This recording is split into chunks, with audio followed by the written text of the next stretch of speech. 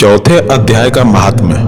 भगवान बोले, हे लक्ष्मी, जो पुरुष श्री गीता जी का पाठ करते हैं उनके स्पर्श मात्र से अधम देह छूटकर मुक्ति को प्राप्त होता है। लक्ष्मी जी ने पूछा, हे महाराज, श्री गीता जी के पाठ करने वाले के साथ छूकर कोई जीव भी मुक्त हुआ है?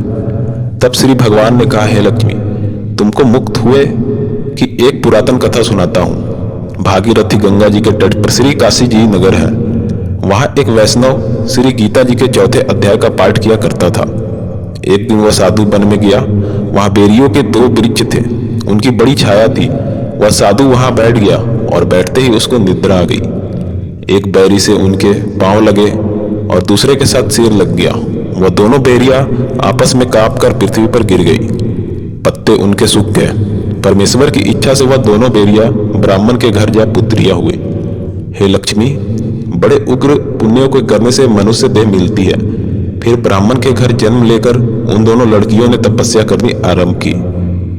जब वो दोनों बड़ी हुई तब उनके माता पिता ने कहा, हे पुत्रियों, हम तुम्हारा विवाह करते हैं। तब उन दोनों ने माता पिता से कहा, वह विवाह नहीं कराती। इनको अपने पिछले जन्म की खबर थी। वह जाति में सुंदर जन्मी थी। उन्होंने कहा, एक हमारे मन में कामना है, परमेश्वर वह पूर्ण करे।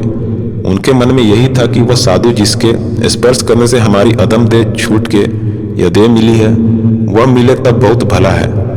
इतना विचार कर दोनों लड़कियों ने माता पिता से तीर्थ यात्रा करने की आज्ञा मांगी। तब पिता ने तीर्थ यात्रा की आज्ञा दी।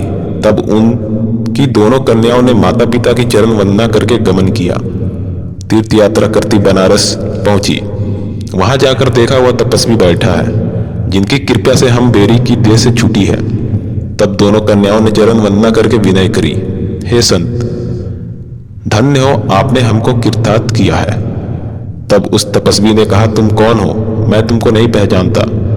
कन्याओं ने कहा, हम आपको पहचानते हैं। हम पिछले जन्म में बेरिया की योनि में थी।